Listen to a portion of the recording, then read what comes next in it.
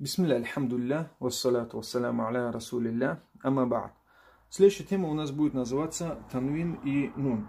Какие разновидности бывают у танвин и нун и как нужно их правильно читать. Для начала скажем, что такое танвин. Танвин — это когда к огласовке А и У добавляется вторая палочка. Понятно, да? Эта палочка означает, что туда поставили вот эту нун. Эта палочка идентична вот этой нун. И она будет звучать анны, ин, ун. Понятно, да? То есть палочка — это то же самое, что нун. Так вот, какие разновидности бывают у этих палочек? Начнем с первого примера. Первый пример — это когда палочки приходят вот в таком формате. То есть посмотрите, как они близки друг к другу. И то же самое огласовка танвин ун приходит вот в таком формате. Когда стоит запятая, а вторая запятая не рядом стоит, как здесь, а стоит сверху нее. Понятно, да, как дуга идет. То есть, что она означает? Она означает, что мы должны читать вот эту нун, да, мы сказали, что палочки тоже, это вторая палочка, это у нас означает нун. Мы должны читать четко и ясно. То есть, мы нун читаем четко и ясно. Мы видим две палочки, да, в примере. Две палочки ровные. То есть, мы должны выговорить вот эту ан, да, танвин ан, четко и ясно. Алиман хакима. Понятно? Алиман хакима. Обязательно выговаривайте нун. Почему? Потому что у нас палочки ровные. То же самое здесь. Палочки ровные. Значит, мы должны четко выговорить этот танвин и сказать ин. Хакимин. Хакимин. Понятно, да? Хакимин хабир. Хакимин хабир. То же самое с примером ун. Алимун. Обязательно говорите ун. Почему? Потому что вот такой формат пришел, когда пришла запятая и сверху нее идет как вид дуги. Будет звучать алимун хабир. Алимун хабир. И четвертый пример из четырех здесь, мы взяли каждый из них. И четвертый пример — это когда нун приходит вот с таким сукуном, соответственно, он тоже выговаривается четко и ясно.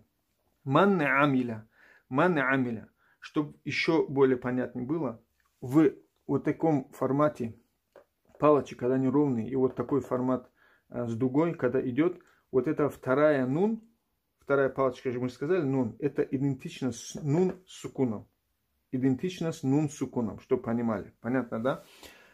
Это что касается первого примера. Что касается второго примера, у нас палочки, как видите, отличаются от этих, они отдаленные, и огласовка танвин ун у нас в вот таком формате. Это идентичность пустой нун. То есть вот это отдаленные палочки, отдаленная палочка, которая означает нун, она означает пустую нун. Здесь означала нун с сукуном, а здесь означает нун без сукуна. Понятно, да? Как она будет звучать и как она читается. Вот эта нун имеется во всех ее форматах вот этих. Она не читается нун четко. Она не читается четко. А как она читается? Она читается в двух разных видах. Первый вид, это когда один из четырех вот этих видов, если приходит отдаленные палочки или нун без ничего, если приходит, или вот такой формат, да? Если после них приходит три вот эти буквы, я, вау, или буква какая-то, сверху которой стоит ташдид, мы не должны читать вот эту вторую огласовку. Просто ее как будто нету. Или если нун будет, вот тут, вот как вот здесь, мы просто ее не читаем. Примеры сейчас возьмем. И она будет звучать яума и говорим, а второй палочки же, считайте, у нас нету, потому что у нас пришла я, вау, или буква с ташдидом, в нашем случае пришла я. Яума и ясдур. И когда вы переходите на одну из этих трех букв, удваиваете вот эту букву, следующую. То есть я, вау, или таштидом, который будет, да, я, вау, и с таштидом то, что будет, удваивайте в обязательной форме. Яума иди ясдур будет звучать она. Понятно, да? Яума иди ясдур. То же самое здесь. Видите, нун у нас не огласованная, без ничего пришла. И потом после нее приходят три эти буквы. Из-за этого мы будем читать, удваивать вот ее, а это нун у нас как будто отсутствует. И будет звучать майямаль. Майямаль. Понятно, да? Это первый вид, как нужно читать. Первый вид. Второй вид — это все буквы остальные, которые придут после вот этих четырех наших примеров, образцов, да, четырех делайте назализацию. Делайте назализацию. Что такое назализация? Это когда вы выговариваете нун не четко, ясно, а через нос. Алиман кадиро. Алиман. Ман. Не ман, как здесь. Алиман здесь говорили. Здесь алиман кадиро. Понятно, да? То есть делайте назализацию. Почему? Потому что после вот этих или отдаленных, вот тут у нас отдаленная, не пришла одна из этих трех, пришла любая другая буква, делайте назализацию. Алиман кадиро. То же самое вот здесь пример.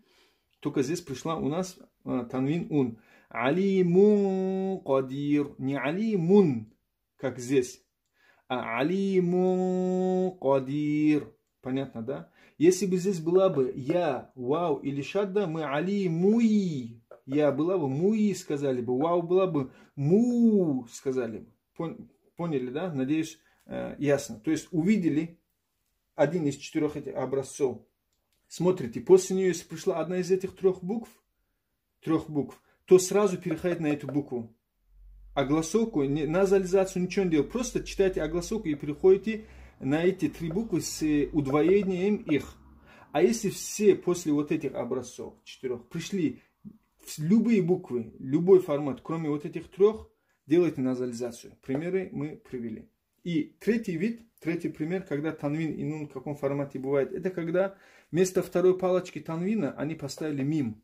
Понятно, да? Мим. Для чего они поставили? Для того, чтобы читающий просто облегчить читающему, чтобы он понял, что здесь нужно читать мим вместо нун. Мим вместо нун. Понятно, да? Увидели вот это мим, увидите, огласовка А и идет мим. Да? Здесь, по идее, должна была быть палочка. Но они взяли мим, поставили, чтобы вы не думали, как читать. Сразу прочитали мим. Хабирам басиро. Хабирам. Мим читайте. Понятно, да? Хабирам басиро. То же самое здесь. Фуруши. Ши сказали, все, говорите сразу мим. Фурушим бато инуха. Фурушим бато инуха. Понятно? И огласовка танвин имеется в виду ун, когда идет у нас с мим, посмотрите. Алимум, скажите два раза. Алимум бидат. И удваивайте в обязательной форме. Алимум. Понятно? Фурушим батойнуха. Алимум бидат. Алимум бидат. Понятно? И четвертый у нас вот этот образец, это когда нун пришла с таким мим. То есть этот нун не читайте, просто говорите мим. Это вам подсказка. Мамба. Мамба. Понятно, да? Это как читать в конце слова и почему я здесь так останавливаюсь, здесь так по-разному, здесь сукун ставлю. Это у нас будет тема, как нужно останавливаться в Коране в конце слов. Относительно этого, думаю, понятно. Здесь читаем четко, ясно. Здесь читаем либо с назализацией во всех случаях, кроме трех. В этих трех случаях мы просто переходим на следующую букву после огласовки. Да? И здесь мы читаем мим вместо нун. Думаю, ясно. Ва ахиру да'вана анилхамдулиллахи раббил аламин.